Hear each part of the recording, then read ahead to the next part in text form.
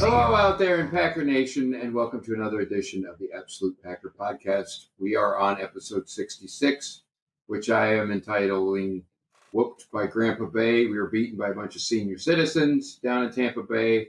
I have a bag on my head because it was an embarrassment. I'm embarrassed to be a Packers fan. So we'll come off in a minute, but in solidarity with the disgusting display I saw, I'm just going to leave this on for a little bit. So I am Andrew Hetzel, and with me as always, Jeremy Hautala and Elliot Christians. What's up, guys? Hey, you know what? We're still 4-1.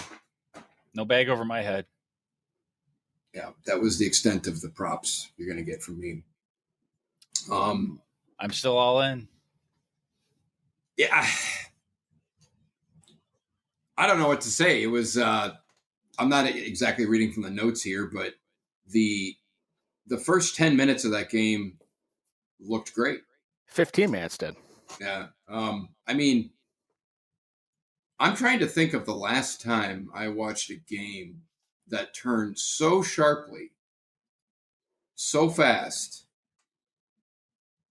And I'm sure it's happened at some point, but just off the top of my head, it was, the pick six that Aaron Rodgers threw, was it late in the first quarter, early in the second quarter? I can't quite remember, but it was about 12 minutes in the second quarter. Okay, early in the second quarter. That was the beginning of the end. I mean, he literally, him and the team and everything just Rodgers for sure, because he doesn't throw interceptions, and he threw a friggin' pick six. Yeah. That it was done. You literally could just see everything change on that throw, and it was weird because number one, you don't see him throw interceptions. It's so rare, and when he throws a pick six, that's like seeing a Yeti riding a unicorn, for Pete's sake. And then, like 2 passes later on the next series, he threw another interception, and it got returned down to the 2-yard line, and it went from 10-0 to 14-0 in real time. It happened in like 3 minutes. It was pretty stunning to see, but yeah. Here's what I got for the overall notes. Packers jumped out to a 10-point lead first quarter, dominating time possession. Then Rodgers inexplicably threw a pick six and then another interception to the next drive that led to a touchdown and a quick Tampa Bay 14-10 lead mid-second quarter. And then I already basically just talked about this, but the pick six was the beginning of the end that led to a complete collapse by the offense and defense. The Packers can feast on bad to mediocre teams, but they get their pants pulled down way too often against upper-tier teams. Far too often, they are not even competitive. What else can you say? So, what do you think? Nothing. This game didn't surprise me one bit. I guess I didn't expect Rodgers. You were camping. Doesn't matter. Like I expected them to lose. It does matter. I expected them to lose. The matchup on paper to me just did not favor the Packers. Their defense, their front seven is just so much better than what we are able to. And they had lost Vita Vea too. I would have thought right. And without him, they were just kicking our ass. So, and I watched the first half because I wanted to see what we were doing really well before the tank happened. And on Jamal Williams' 25-yard run, if you watch that play again, Lindsley got to Devon White and opened up the Red Sea. And that was the key. If they could get Lindsey to the second level and get him on one of those linebackers, Levante David or Devon White, I mean, they would do pretty well.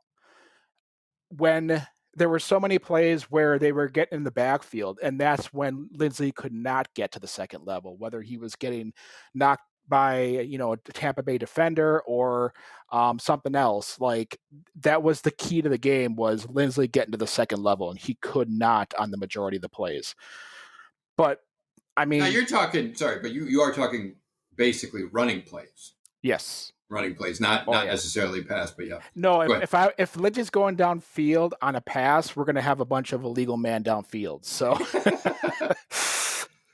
big brain, but it just on paper, this game just read mismatched to me, and it kind of played out like I thought it would.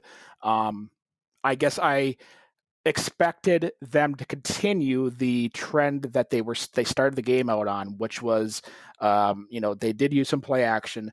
They did get the linebackers to bite and left the middle wide open for Marquez Valdez-Scantling on that one catch and Devontae Adams on the catch that they scored their first touchdown on.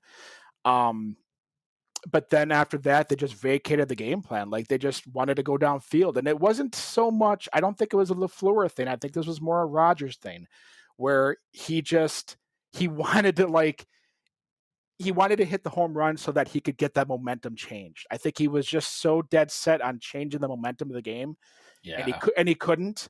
And then every time that you have an incompletion downfield, 50 yards downfield, now you're in 2nd and 10. Now you're in 3rd and 10. And now you're playing to the strength of Tampa Bay's defense, which is their pass rush and their linebackers. So, we just did everything wrong after about the 12-minute mark in the second quarter. Right. And Tampa just made adjustments, and they were so much more quick on defense than we were. Like you talked about it, Andy. It looked like they had their, the Packers defenders were, with their feet in the sand. And oh my God, they're linebackers. Sorry, I'm a little off script, but I do have to say this: the Tampa Bay's linebackers, they are so much quicker, faster, sideline to sideline, everything penetrating up. It was just like, it is not even. They are so much better at linebacker. It was embarrassing, really. It was for an NFL team to be that far below another team at the linebacking, and what a good linebacking position can do for you. I don't know. They just underperformed. Rodgers not execute. I mean, you take away the 2 picks. This is a super competitive game. They're a little bit better on. You can't take away the 2 picks, though. Well, not in this game. But if we played them tomorrow, if we play a best out of 3 series, we would lose one. We might win 2. They might win 2, but we would. Who knows? We would win one of those. Well, that's an interesting. I see your point. I mean, that's an interesting scenario. Although I'll say this, and it kind of they're slightly better on defense. I don't think they're amazing on defense. Rodgers just they're not San Francisco's defense, and they're not any better on offense. They're not. No, I would agree with that. Although, look, I mean, I think we do have to talk about the Packers have been playing mediocre and bad teams to start the year. Did they feast on them? Yeah. Well, that's good. So here's the thing, though. Like, you take away those 2 picks, and I don't know how many. What was the final score? I don't think that the Packers really did that bad on defense. Like, they did what we expect. Statistically, they didn't. They actually gave up the least amount of yards through 5 games this year. This game. I would agree with that. Rodgers was directly responsible. Our defense did as expected, and Rodgers threw 2 picks. Like, that's not something we go into that game expecting. But then we talk about 3rd down stoppage, and we were terrible there. So anytime you allow Tom Brady to get another set of downs. No pressure on Brady. He was none. And Rodgers was under duress when it's from the second quarter to the end. He was under duress on every snap. Every snap. A stat today in USA Today. They had 17 blitzes, and they got to Rodgers on the majority of those. Yeah. I mean, think about that. And where you supposedly have the best offense. Now, Bakhtiari did get hurt in the 3rd quarter. But even when Bakhtiari was in, they were. So there. I think there's a little bit of controversy surrounding some of their hits. LaFleur seems to think so. Jesus. So you're talking about like when Sue does his bullshit? Not this. So the one Rodgers? in the end. Yeah, so the one in the end zone was on Rodgers. That wasn't Sue, but Sue we know is a dirty player. Yeah. I agree with that. So you're talking when Rodgers scored the touchdown, he dove in. Yeah. Oh my God. That's football. What do you think about exactly? That's football. Okay. You got to give yourself. He's not sliding. He's a runner. And when you slide head first, you're not giving yourself up. I don't have any sympathy on that one because you're a runner. I mean. As much as I wanted to say, wow, that was a terrible hit, that was a legal hit. Yes. The defender was trying to stop him from scoring. If you take Rodgers out of that and it was a running back or a receiver, we say nothing. It's because he was a quarterback. Now, again, I think so I didn't think much of it at the time. The delineation, I didn't. Well, he might have. I think to your point, he might have taken a shot. Like he might have been injured. Yeah. But again, that's football. Yep. Well, that is football. Yeah. That guy didn't lead with the crown of his head. Nope. Wasn't any targeting. Rodgers wasn't sliding. He was diving. That is just like any other player. Yeah, well, I wish I could rewatch it because I didn't really pay that much attention to that particular play at the time. But he might have gotten hurt, or got his hell. I think I was hearing on some radio show today they're saying maybe he got concussed. I don't know about that, but I mean, I don't know. Maybe he did get a little banged up there. But could he had blood in his urine this morning? Yeah, he could have. He could have had a cracked rib or something like that. That's me every Monday morning. I know, right? Especially in that. Blood in your urine? Yeah, so? And everybody? No, I mean, the hit was, it could have caused injury, but there was nothing illegal about it. Exactly. To me, I go, that's football. And if they called the flag on that, I would have been like, I mean, there's no hope for the league anymore. Almost. I mean, Rashawn Gary literally tried to poke out Tom Brady's eyes, and they called it. That's the kind of stuff that you need to call. Like you're trying to take out I mean, I know he wasn't intentionally trying to do it. The way that the play ended was the only way that he could get to Brady was to get his hand up, and it got into his helmet, and that happens. But like that was a football play to me. Yeah. Well, I agree with it. Now, one thing I had early with regards to just the offensive flow. When did Tyler Irvin get hurt? He got hurt really early. He was inactive this game. Oh, geez. See, now, look at me. Yeah, he had a hand injury, so he didn't. Okay, I thought he got hurt really early, so he wasn't even playing. Jesus, he had a hand. Pay attention to pregame notes. See who's active. I thought he got hurt early in the game. Nope, he had a hand. But in any event, the reason I bring him up and him being injured was there was no pre-snap motion. He was the pre-snap motion, apparently. So if you pull Irvin out, they have no pre-snap motion. I'm going, I didn't quite get. I would say before halftime, there was enough pre-snap motion. Think about this. On Jones's catch that was overturned, that was a wheel route in motion. So that was what we were asking. Maybe it just seemed that way, but it's like, I think when Irvin was in there, they had pre-snap motion on 75% of the plays. So with him not in there, it was much, much less. Yeah. And I think as this game unfolded, I mean, as it started to get away, that's one thing. When it gets away from you, you're like, okay, they almost like kind of like passive aggressively mail it in. But what I'm getting at is by the third quarter, certainly, yeah.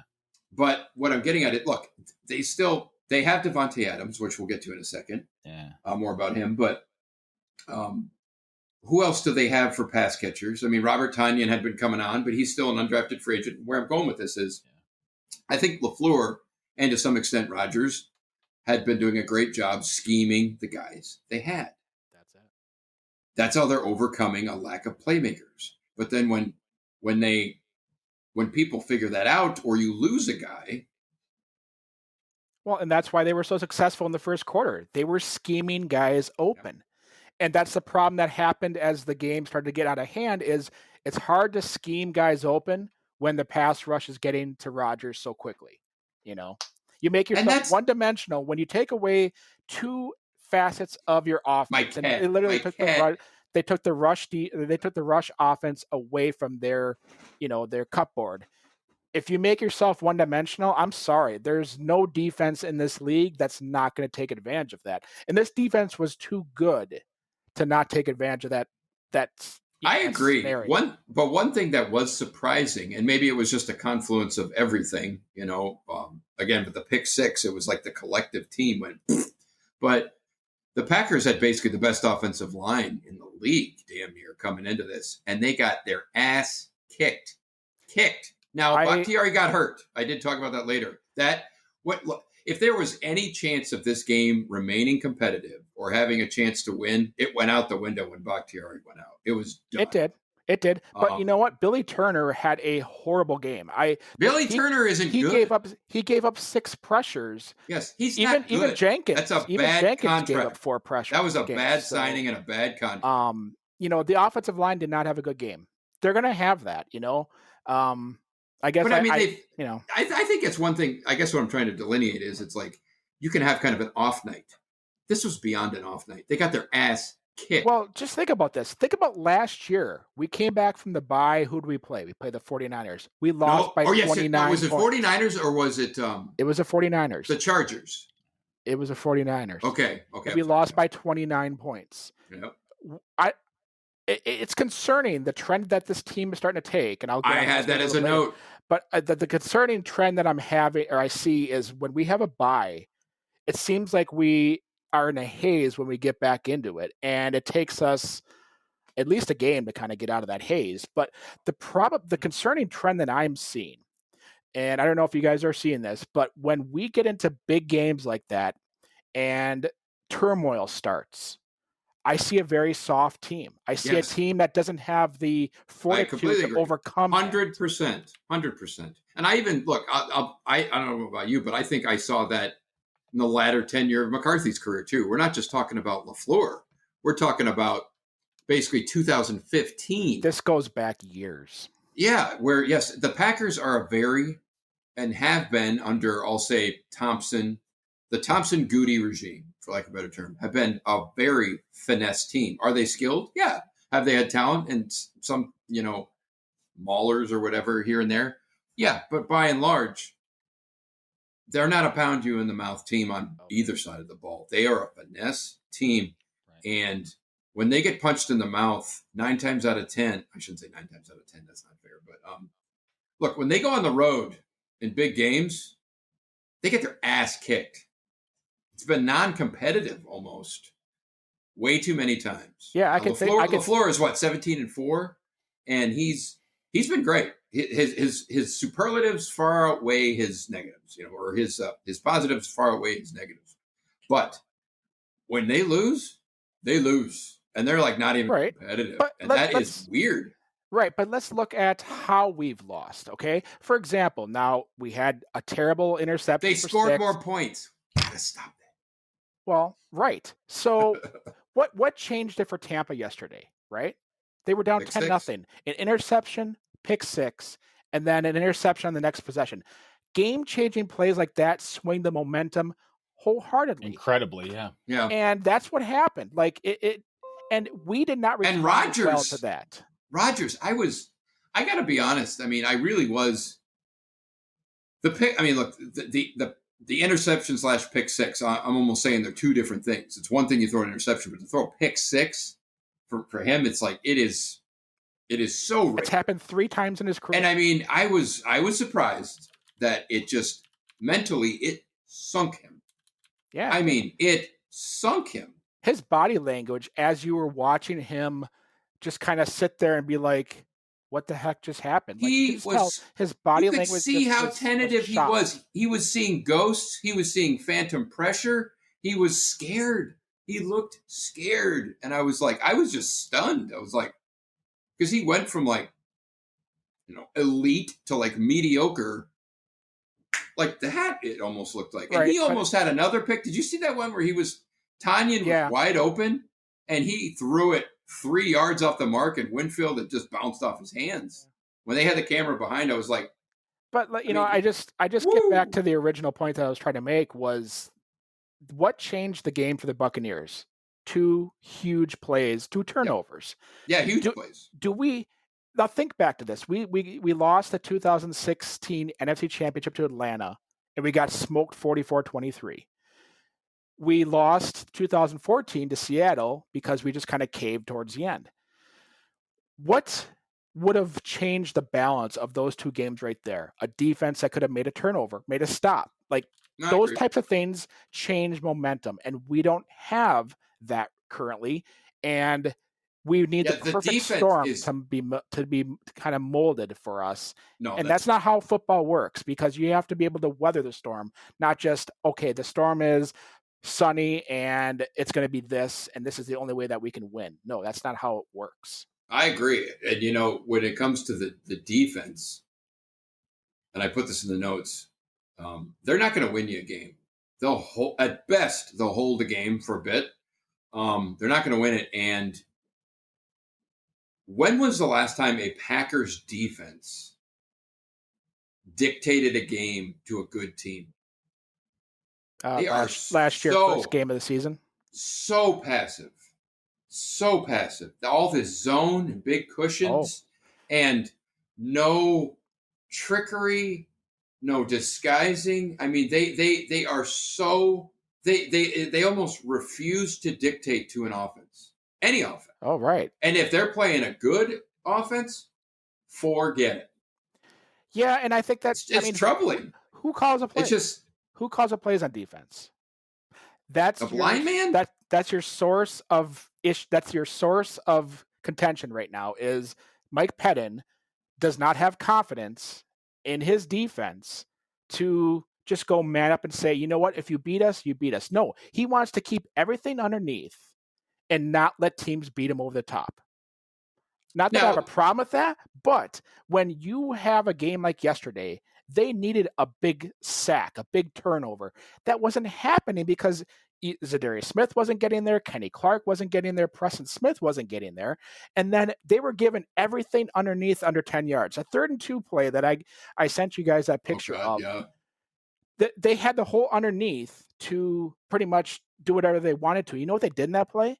They actually took Kingsley Keke and Kenny Clark, put him back into coverage. They were only rushing 2, and they still were able to get the ball to LaShawn McCoy with no resistance.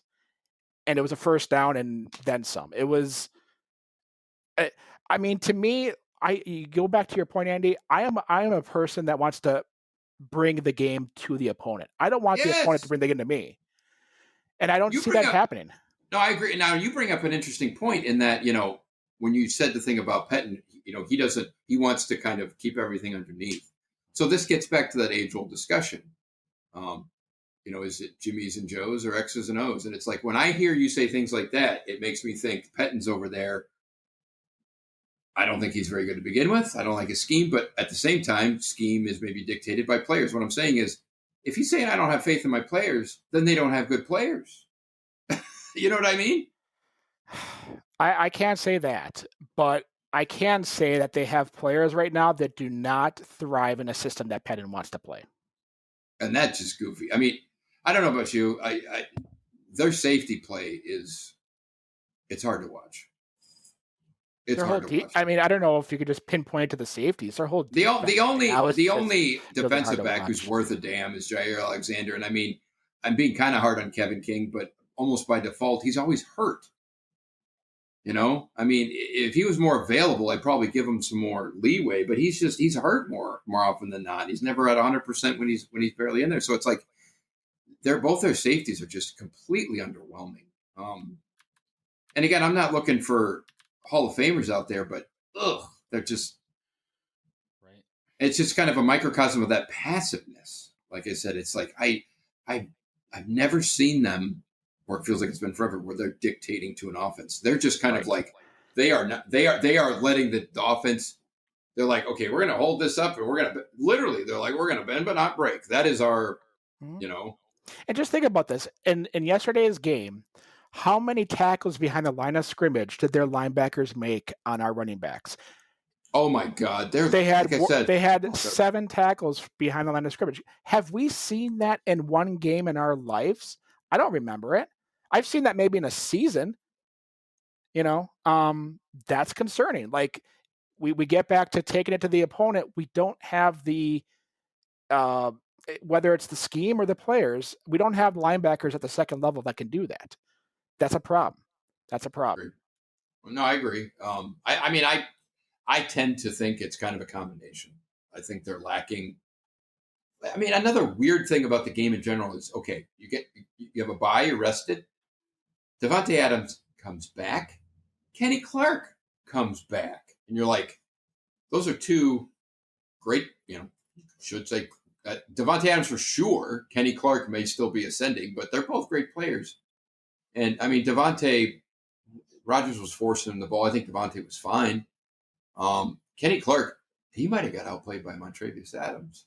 Montravius Adams had a pretty good game for what I heard. So, but think about that, what I just said. You can't have that.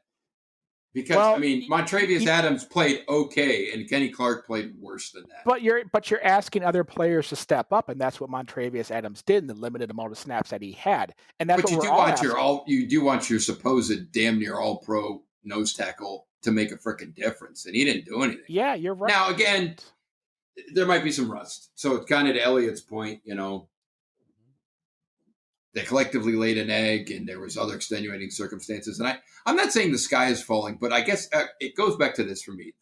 Collectively, the trend about getting your butt kicked and not even being competitive against either good teams or great teams is troubling. Well, thankfully, we don't have too many of those on the schedule. Well, I mean, look, let's just face it. When you get to the playoffs, you got no chance. You're going to get embarrassed again. Well, they need to. I mean, that's the problem. I at least want it to be competitive. I want it to at least be competitive. They're not even competitive. But I think you mentioned this in a previous episode. How many times have they played an NFC Championship game with Aaron Rodgers at the helm at home? Never. Once. Just kidding. I wanted to think that we did, but no, we never did. He's never played an NFC champion. Now, well, you know what's interesting? That's a fair point too. I mean, going on the road, hostile environment, and all that. But I have often wondered of late how big, particularly under Ted Thompson. Now we're getting into hypotheticals, but what the hell? Ted Thompson / Goody regime, where they're like a finesse team. They never built this team to ground and pound at the cold Lambeau. I don't know how much I buy getting somebody. I mean, look, if San Francisco last year came into Lambeau, I still say they beat the piss out of us at Lambeau because they were so much better. They were top to bottom, But you changed the scope. Like the game would have been played in sub-zero temperatures. It would have been very cold, and they would not have been as. I mean, because you think about it, when we played San Francisco here in 2013. They were good, but we were able to at least keep the game competitive. And even though their defense was head and shoulders above our offense at that time, we only lost 23-20. So would having San Francisco here been a difference? Oh, heck yeah. I'm more concerned that you seem to have lost your arm there. Me? No, Jeremy. Oh, because they're all here. All right. Oh, weird. There it goes. It's disappearing. Woo, woo. Yeah. I'm just hoping for when you're not even competitive. Yeah. That's hard to take. It is. Well, so I do get bothered by that. So if they were gonna kind of just give up in the third quarter, I wish they would have. I wish they would have put in, the backups right away in the second half. After Bakhtiari went out, I was almost like, don't even bother. Put him. Yeah. And I mean, Rodgers was getting beat up. And we kept saying it, but why do we have Jordan Love on the team if he's not going to play? Don't go there. Why is he on the team? Why is he on the team? He should have been out there in the field. He should have been getting some reps. He should have why is this guy on the team if he's not going to do anything? Well, let's go down that road, right? Now, off script here, but I have kind of said this. It's troubling. Yeah, right. This is Gutekunst's third year, right? Is it? Am I right? I wasn't a coach. Sounds right. I think he's in over his head. And I've been saying that since even before the draft. He did well with the Smith signings, I think. But if you pay guys that kind of money in free agency, they should perform well. I'm not going to give him a ton of credit on there. I'll give him credit for making that deal, but it wasn't like he was scouting these guys and drafted them. But when you look at the 3 years he's had to make this team, he's not the guy. Well, when you look at the type of guys he's drafted and the misses he's had. But to your point, and I've said this, I think I've said this ever since they drafted Jordan Love. you were a 13-3 team last year. It was a very good year for Packer Nation. Not taking anything away from that. But if we look at the losses they had last year, they were extremely concerning. The 2 losses to San Francisco, to me, were extremely concerning. Because they weren't competitive. They got their ass handed to them. Right, because who took it to them? The 49ers did, instead of us doing that. But I get back to the value. And I mean, to me, if I'm a GM, I'm always seeing the value in my picks. So if I'm going to spend a first round draft pick on a guy, and I'm gonna pick up Jordan Love, I'm gonna be a team that has won a Super Bowl. I'm gonna be a team that has been to the Super Bowl because I have a team around me that can keep me competitive. Okay. Going into this year, we had many weaknesses. And I would say not just so many weaknesses, but just players that are underwhelming.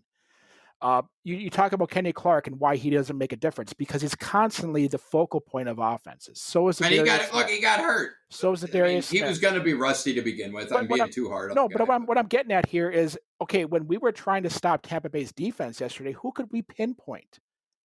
We couldn't because they had players all around. So when you have a dynamic defense that you can't solely concentrate on 1 or 2 players, that makes you much more well-rounded and harder to stop. And that's the problem we have with a little more aggressive. Like I said, Pettine is so passive. So he doesn't disguise anything. And he plays soft zone all the time. His as you said, Jerk, his defensive line, pound for pound, is the smallest in the league. Is just literally pound for pound. Tiny. Looks like a bunch of outside linebackers across there for defensive end and damn near nose tackle. Now, I think I mentioned this too, before we started getting on air here, but like the first quarter was classic Packers of what we've seen in 2020. I think I mentioned they had 12-3 time of possession in favor of themselves. They look great. 20 plays for 144 yards. They didn't have any turnovers. The defense even went 3 and out to start with Tom Brady. Right. And they were up fell out of my nothing. chair. And to Elliott's point, I mean, if you just continue rowing the boat, maybe that game isn't as bad as it turns out to be. Right. They just gave up in the second quarter. I don't know what happened. The pick 6. That shouldn't be enough. No, you hit the nail on the head, Elliot. Shouldn't. The problem was it was. When I was watching, like when he threw it, I was like, "Wow, what the hell?" And then I was like, "This was unbelievable." It was like, like I said, it was like salt in the wound because he threw a pick and it was a pick 6. But yeah, I know.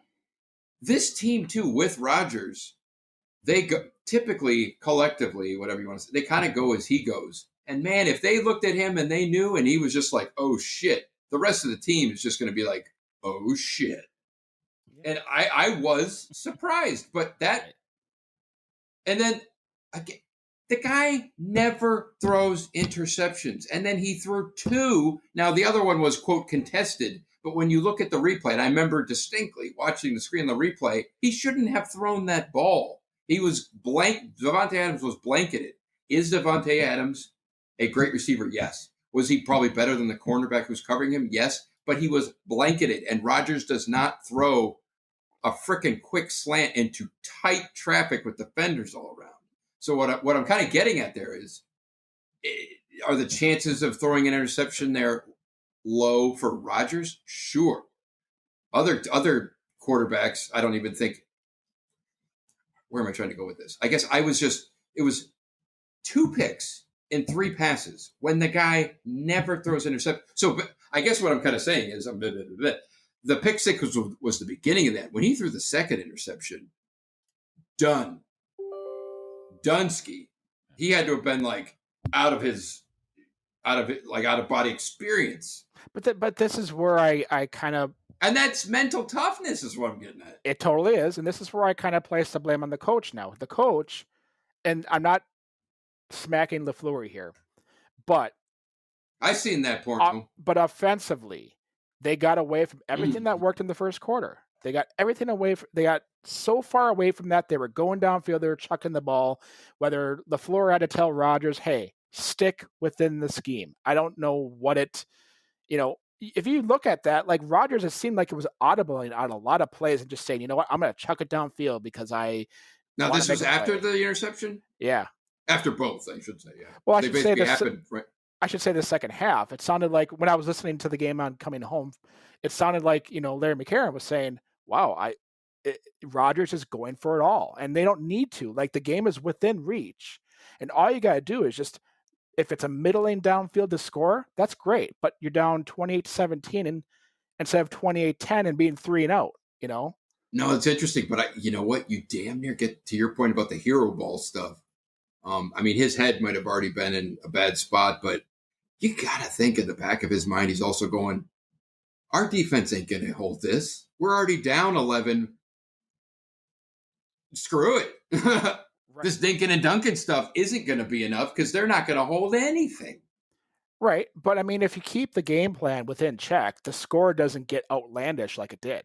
I agree. Well, I guess what I'm saying is the Packers being down 10 in the second half, this is kind of situational football. If they're down 10 in the first quarter, it's one thing. But if they're already in the second half and they're down 10. Well, think about this. That's trouble. That's trouble. They came out of halftime down 28-10, and they were giving the ball up to the Buccaneers to start the second half. You're already behind the 8 ball there. Like, now I get back to my original point about the defense. Now you're expecting that defense to make a play. And it doesn't have to be anything glorious, just a 3-and-out, just stopping. Yeah, right. You know what? I think this is another interesting thing where I think, Elliot, you might have made the point during the game where you said, and I was kind of convinced, maybe incorrectly, but I said, but under this LaFleur offense, Rodgers doesn't have to play at an MVP level to win. He has to play well, but then I go, any quarterback basically has to play well to win, right? Yeah. Right. Give me any, unless you have the Legion of Boom defense, mm-hmm. and you can have bad quarterback play and you can win. If you need to play halfway well. But as I think about it, against mediocre teams mm-hmm. or just crap teams, he can have an off night and still win because they're mediocre. But against good teams, he basically does have to play at an MVP level. Right. And when I say good, I'm talking good and elite. So it's like the notch below the best. He has to play at an MVP level to win. But you know what? So Tampa Bay's right there with us. They're in the top 7. When I look at Tampa Bay, it did not feel like we got beat by San Francisco last year. They're not, right. They're not, 20 whatever points better than us because 14 of those were basically directly Rodgers. And they're a good team. Yeah. They're a good balanced team. Yeah, they're not dominant, but they're good. They're good. And I'm talking collective team. I'm not talking just the defense. I'm talking the whole. Yeah. As far as like dominant teams, so I think the Chiefs are dominant and Seattle's maybe dominant. Seattle's defense isn't that good, but right. That's what I mean. So you think we're going to slow down Russell Wilson? Holy shit! You talk about another nightmare match. Yeah. My God. Right. But other than just the top 1 or 2 teams, like I think we're right there with Tampa Bay. I think Tampa Bay's good though. So like we lost this one, and you know what? Whether you lose by a point or you lose by 50, to a point, it kind of doesn't matter. So I'm kind of trying to treat this like we lost, and I'm trying to like. I agree. I think I almost would rather lose by 1 million and get our second stringers some reps than lose it by a point and have Rodgers injured, like just something crazy and stupid and have an L on the schedule anyway. No, I get it. I think, a loss is a loss. It's like in the NFL, there's no moral victories. And they're not in our division. I would rather, if we're going to lose, I'd rather lose to them than the Bears. I still go back to, I think it is very important as to how they lost. And they got whooped. And they got whooped and the team was mentally weak. Yep. Right. But let's go back to Elliot's point though. Like, okay, so the point of obviously playing football is to get home field advantage at the playoffs and get hopefully that nice little warm, cushy 2 home games at home. Okay. So last year the Packers were 13-3 and they were a 2 seed.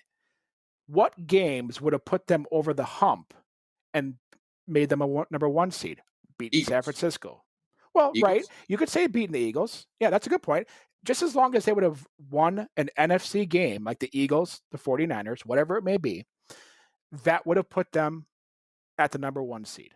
So this game, and I'm guaranteeing you, this game is going to come back to bite us when we get to the end, and we're going through all those tiebreakers on who gets a higher seed based off of record and division record itself. By the way, you're not going to like this. The Bears are in first place in the NFC North. Yeah. Fuck the Bears. That is fucking nuts. Well, it's not. I don't think it'll last. But so the Bears aren't that good, but they have a defense. They have a competent, decent defense. You know what? I think Nick Foles was underrated before. I think he's finally kind of coming into his own. He's pretty good. He's way better than anybody that they had before. Their defense. They have a pretty good defense. Yes, they have a pretty good defense. They have a better defense than Tampa Bay. They have a better defense than maybe anybody. I don't know. You think they have a better defense than Tampa Bay? I don't know about that.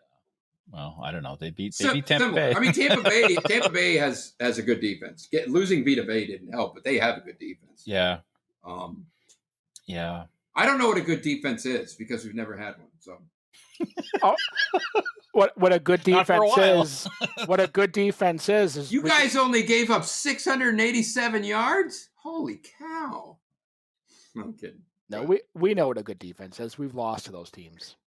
Oh, 2010, we had a good defense. Yeah, we did. I mean, the whole year we pretty much did. But yeah, it's. I don't know. You know what's interesting? I was before we came on, I was poking around and I came across and going back to Gutekunst, because Gutekunst obviously led to LaFleur, which led to, and it even led to Pettine in some regards, right? I guess if you talk about Mike McCarthy and all that, and the reason I bring that up is remember that, and this is just a weird thing that happened, and it's hazy for me because I was in the coma, but so they canned Dom Capers, or did he retire? They fired him, didn't they? Fired him. They fired. Okay, and then they were looking for replacement, and then they bring in Pettine, and then this is when Thompson. So you have to bear with me. I'm sorry. You're probably all like, "Oh, I already know all this." Not me. I had to relearn some of this, but I had totally forgot that when they were looking to replace Ted, it was down to Gutekunst and Russ Ball. They almost gave the GM job to Russ Ball, and the only reason Gutekunst apparently got the job is because McCarthy came in and said, "I don't think so." And then 6 months later, McCarthy got his ass canned. So what I'm getting at here is, how bad do they really want Gutekunst? The guy who pitched for him said, "You got to pick him." He gets fired, and then LaFleur gets saddled with him. And this is why I go back to, he's not the guy. Well, you need to have good cohesion. What I'm getting at is they didn't go out and get their man. They settled on this guy. I don't like that approach. I don't know if they settled or whatever, but good teams from the top to the bottom have a good organizational structure. And we talk about Packers have a fucked up one. We talk about the Packers where everything goes through Mark Murphy. Okay. Mark Murphy he's a businessman. He's not an architect of a football team, okay? He does really good things outside of the team, and he puts people underneath him to worry about the football team itself. Now, we can all say that Gutekunst isn't the guy.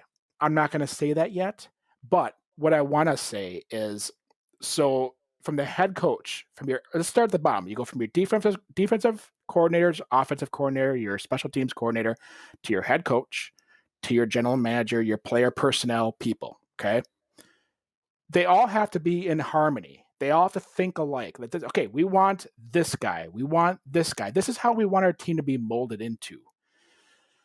Right now, I think we can definitely question what they want this team to be. Do they want it to be purely stout in the trenches, or do they just want to be able to hold people and not bend, or not break, but don't. I'll take you one. I know where you're going, and I'll take you one further. I mean, look, LaFleur. One thing I like about LaFleur is he doesn't don't want to say throws people under the bus, but he takes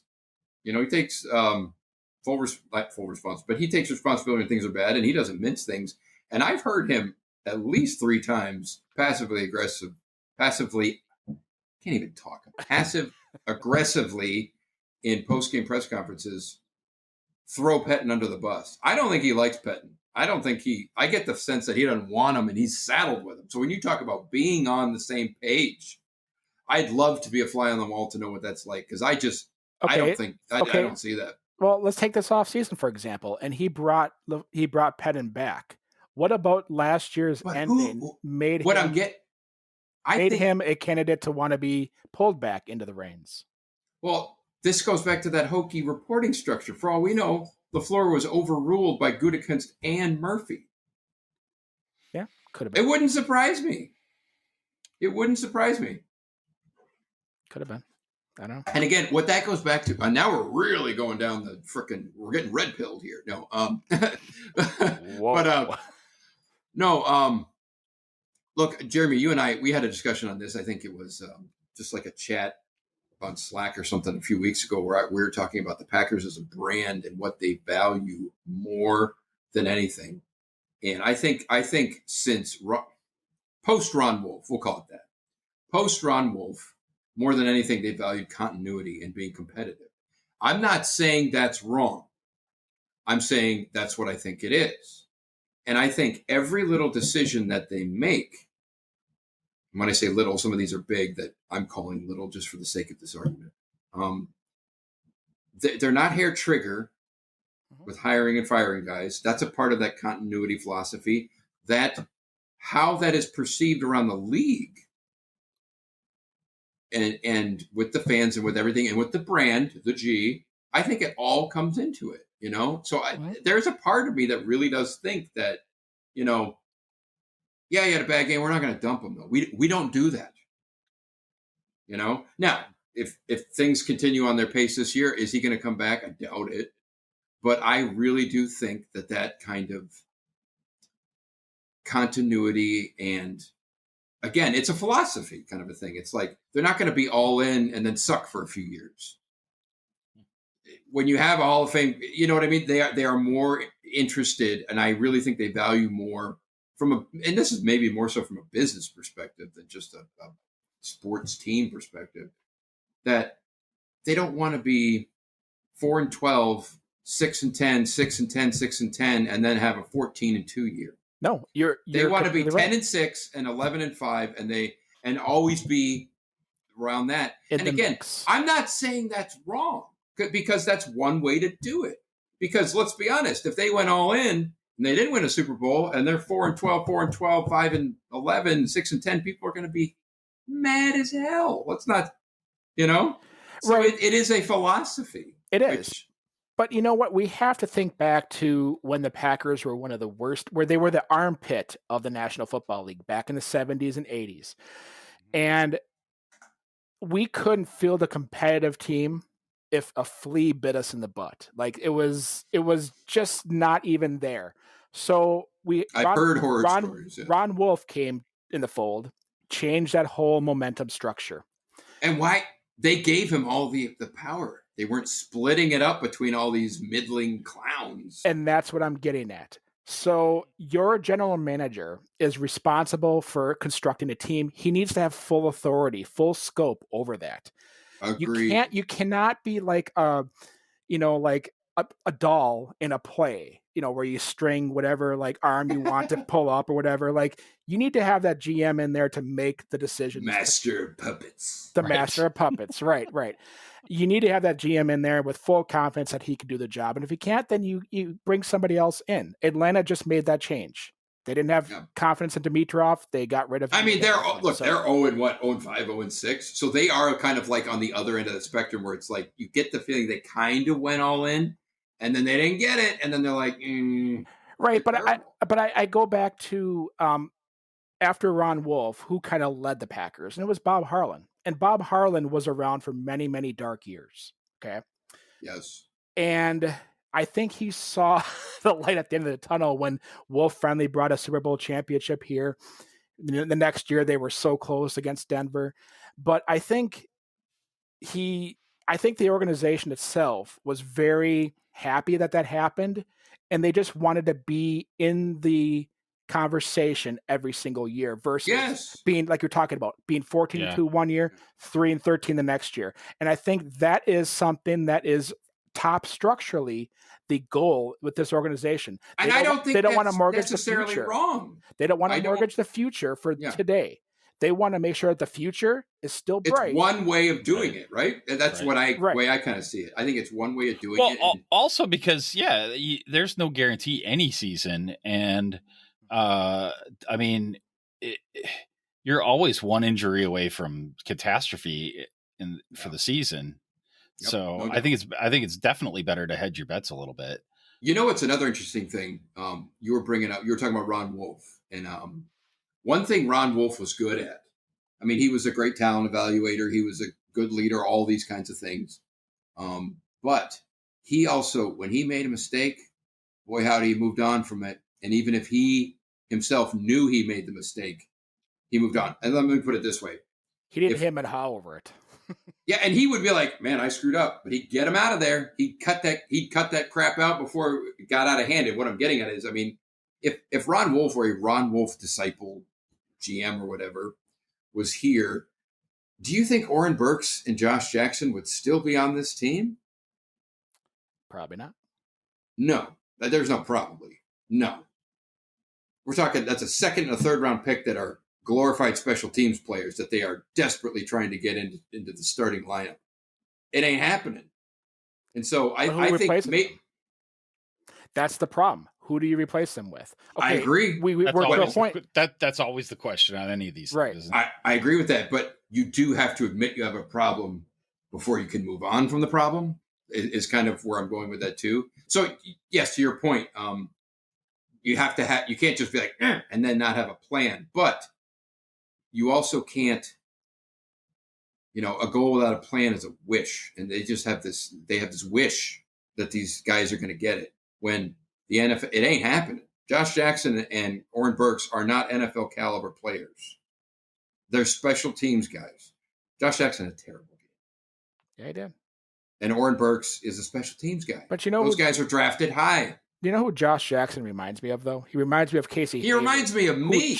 Who was Casey Hayward, who just needed a change of scenery and to be in a defense where his skill set could be exponentially used. Well, that's a very good point, too, because, I just say that about almost that. You say that about a lot of these guys. Well, this goes back to the whole Pettin thing, because I've heard rumblings. I don't follow around the league enough to know, but I've heard rumblings that Kyler Fackrell and Blake Martinez, are they both in New York Giants? Mm-hmm.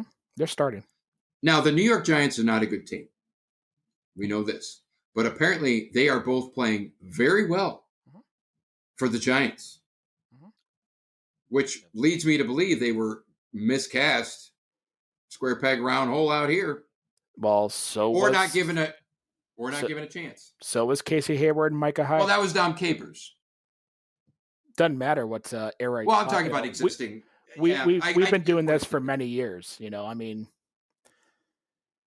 we got many players that we think fit. They come in here, they don't fit, and then they go someplace else and they just start a whole new career. Like it's night and day. You know what's interesting? I just thought about this. We're talking about the analogies of the 70s and how middling and all that. It's like, and I talked about how the Packers organization treats how they run the team to be, more or less competitive versus all in and then down. You wonder if their philosophy on defense is almost like this cattywampus. There's a great word. Is that a word? It is a word. It's probably not the right word. But they collectively treat the defense like this redheaded step. I mean, you even heard, and what I'm getting, I remember Elliot Wolf, he said publicly to a reporter one time, he said, we don't value inside linebacker like you guys do.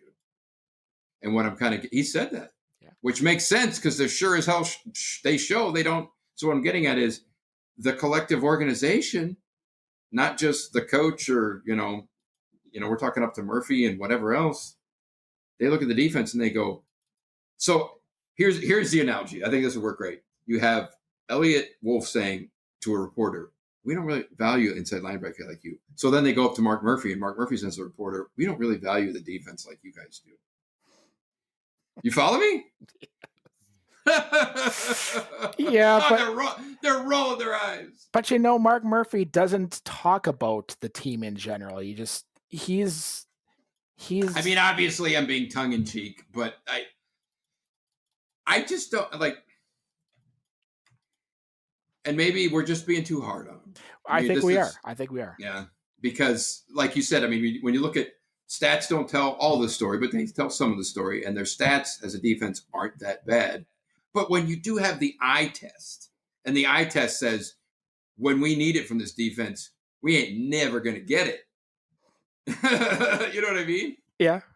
I see here that they're 13th in the league, but if we have to have a stop, if somebody has one of these guys' family members tied up somewhere in a basement, says we're gonna shoot, we're gonna off this person if you don't stop this. If you don't stop this 4th and 1, I'm gonna be like, man, oh my God, better go casket shopping. Do you have a secret compartment in your home where you lock people up? No. I when you said that was very bleak and very nasty, but I think it properly very visual, right? And you talk so poorly of Gutekunst that I worry that if Gutekunst ever goes missing, I know where to look. I know where I'll check first. But look, I mean, obviously I'm being facetious, but I think you get what I'm saying. It's like when we have to have it, we ain't getting it. Even if they're not statistically, they're kind of middling. We'll say average, right? Say average. When you got to have it, I ain't putting any money on that defense for nothing. I'm not. I'm not either. But whatever, we got 11 more games. And can they right the ship? And can they get back on track? Can they, we have a game coming up this weekend against the Texans. I think the next week after that against the 49ers is a tremendously big game for this team's psyche because they feel beaten. They feel beaten by the 49ers of last year, Tampa Bay this year. Right. They need that game to really come back and just kind of build that morale back up to where it was pre-Tampa Bay. And I think they can do that. It's just a matter of if they can. No, I agree. Let me get back to my notes. Oh, we had notes? Oh. Yeah, I did. And I went off the script, if you could believe that. Oh, my God. Yeah, my God. Yeah, well, I'm just going over the offense here. Bakhtiari got injured in this game. I don't know if there's any update on what his injury is. Did anybody? He's got a shoulder. Chest. It was chest. Oh, chest. Yeah. Okay. Yeah. He has a chest. Don't go there, Andy. I won't. But I mean, somebody was saying that could mean torn pec. Let's hope not. They were. LaFleur was saying that it doesn't seem like it's anything that's going to keep him out for any extended period of time. So yeah, you get the feeling this game was like with someone like him. If it was more competitive and they had a better feeling about it, he might have maybe tried to tough it out. But they're probably just like, no chance. Put him in the locker room. Yeah. Put him on ice. Yeah. But they are pretty secretive. Keep them away from Andy's basement. That's always a good idea. but they are pretty secretive when it comes to injuries. Like they are. The Packers. The Packers are the worst. So we'll never know how bad or the extent of this injury is. We just know that we cannot go a game without him. So I did have a note on here about Davante Adams. I don't understand how this phenomenon, when he's injured for a few games, they win, not easily, but they comfortably without him. Yeah. And then when he comes back, right, they don't know what they're doing. Now, this is not, let me be clear, an indictment on Adams by any stretch. He is a great player, but their game plans And this is one of those trends that is developing where it just does not make sense. On paper, that does not add up to me. It does not add up at all. I mean, they basically, from what I can tell and what I, wrote down in my notes watching the game, Rodgers just wants to feed it to Adams, which I get. But when he's doubled or the defensive backs are pretty damn good, right? Do what? So it's like he gets forced to have to spread the ball around to other people when he's not there. It's a simple thing, but I just don't get how do they not see this? Right. I don't know. I mean, what do you think, Jeremy? Is there any? I don't know. Like, what's the famous saying? Doing the same thing over and over again. Yeah. About insanity is, Yeah. I guess I can't tie this scenario back to that, but what what is it that makes the Packers 7-0 with Davante Adams on the sidelines, and then they come back and they're getting smoked? I think it's to your point about like the definition of insanity. It's like necessity is the mother of invention, and when he's not there, necessity dictates I got to get all these other guys involved. Right. And then when they get back, it's almost like he becomes this crutch that they feel they can just, it's just going to happen. But again, I wouldn't think much of it, but it's a trend now. It's not an isolated thing. Well, you're right. And I think back to the Sterling Sharp days back in the late 80s, early 90s. I was watching a highlight video of him the other day. I can't believe he's not in the Hall of Fame now. When he played, I mean, he was the focal point of everybody's attention, and he still produced.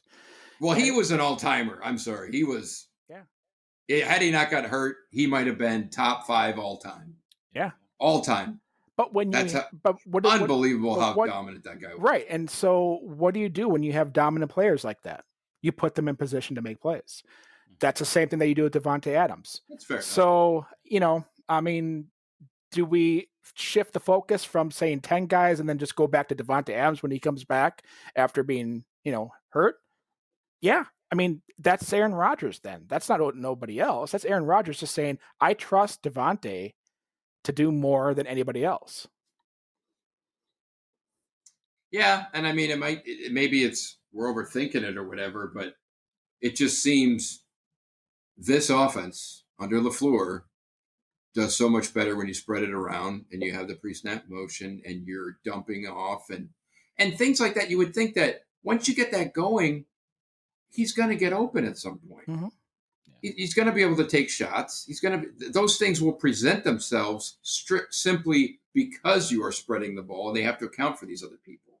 So it's just, again, it's one of these things. It's like they can't see the forest for the trees or something, but I don't know what the magic answer is. I think they study this game and they will make some corrections. I think they studied this game and they burned the film.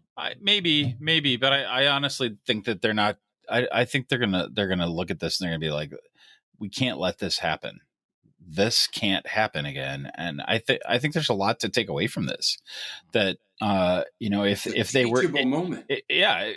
I mean, I know that's stupid cliche, Sonny, but I mean, if they're going to try to target Adams too much, and that's the problem. I mean, hopefully they see little things too about Tyler Irvin. Tyler Irvin, he was a huge cog in the pre-snap motion. Yeah, he was. Yeah. I mean, he wasn't all of it, but he was a big cog.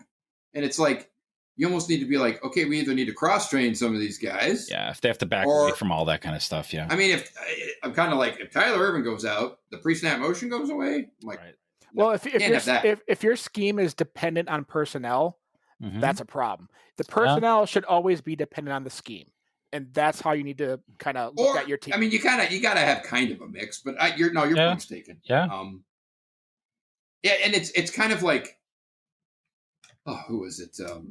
Remember in 2010 Super Bowl year with McCarthy, like they built that offseason going into the Super Bowl year, they built the whole offense around Jermichael Finley. And he got hurt in like the 4th game, and then they struggled. They went 10-6. They struggled for like 4 or 5 games after that because it's like once he was gone, they were like, "Oh shit! Now what do we do?" And it's like can't build everything around one guy. And I'm not comparing Irvin to Finley, but you almost in the NFL, because injuries always happen, you got to have contingency plans upon contingency plans, you know? And it's like some of these coaches, it's like, you swear they don't even have contingency plans. Well, in that 2010 team, we had contingency plans all over the place because they also 15 guys on IR that year. They had unbelievable depth, right? And injuries forced players to get put in who happened to be very good. Look, and if Nick Barnett doesn't get hurt, Desmond Bishop doesn't go in. Right, but they had guys that weren't initially required to be that involved with the team. Were required to be involved with the team as soon as the other guys went down, and that's what set that team apart. Is there wasn't one player on that team that didn't step up and get into the spotlight and let the light blind them. Like, they truly embrace that. Now, do I see guys on this team do that? I mean, Josh Jackson, like you said yesterday, came in, replaced Kevin King, and he had a good tackle on a third down, but then he gave up a touchdown where he wasn't anywhere near the rookie receiver. And a horrible pass interference in the end zone, too, when he just fell on the guy. It looked like he literally tripped and fell on the guy. He knew that's one of those ones where he's like, the only chance I had to break this up is to commit horrible pass interference, because he was beat. So it was a touchdown and that 45-yarder, which led to a touchdown, a 45-yard penalty. But like I said, I mean, Josh Jackson and Oren Burks, in my opinion, shouldn't be. I don't want to say shouldn't be on the team, but they're not NFL caliber players. They're special teams guys. I think you gotta cut bait with. Now, within that, you go, well, who are you going to replace him with? You might have to go out and sign some guys. There's guys that could be signed, and I'm not saying it's like this magic bullet, but I don't know. It's that whole continuity thing. It's like, are you going to go all in and blah, blah, blah, blah. It's this whole mixy little thing. You'd like to, I guess what I'm saying is, you'd like to think that your GM, no matter what, is always trying to field the best team. I don't get that thing. Oh, I would agree with that. Now, I mean, within reason. It goes back to the, would I be overjoyed if they brought in, Lazard goes down? If they signed Antonio Brown, I'd be like, I'd be like, I don't know if I want that. So there's always a fine line, I guess. But this was a ranty ravey one, wasn't it? That's what happens when the Packers lose. I know. I was thinking the same thing. So they play the Texans. The Texans in Houston. Is it in Houston? Yep. Okay. So game prediction. Go ahead, Andy. I think I'm going to stick to the same one I had at the beginning of this last one. 30-24. 30-24. Packers. Okay. Yeah, really. Fair enough. We had narrowed down. Wow. Elliot, what do you think? I think we're going to come back strong, both sides of the ball, 35-15. 20. You? It's going to be a competitive game. I don't see this game being a blowout, so I'm going to go 33-28 Packers. Okay. All right. Actually, I had a couple other questions. This is more for Jeremy, I think, because you're more tuned in than I am. But that linebacker they drafted, who was on IR, short-term IR. Oh, Kamal Martin. Is he anywhere near? Where is he at? He practiced last week. He did. He came back with equinemia St. Brown, so he was practicing all. St. Brown had a rough game. Yeah. But he should be coming back. They have a 3-week window to bring him back. So he came back last week. That was his first week. They have 2 more weeks to decide whether he's ready to come back, or they put him on immediate injury reserve, which means he's done for the season. So, what do you think about him? What do you think they should do with him? Bring him back. Start him. I mean, I guess what I'm getting at is,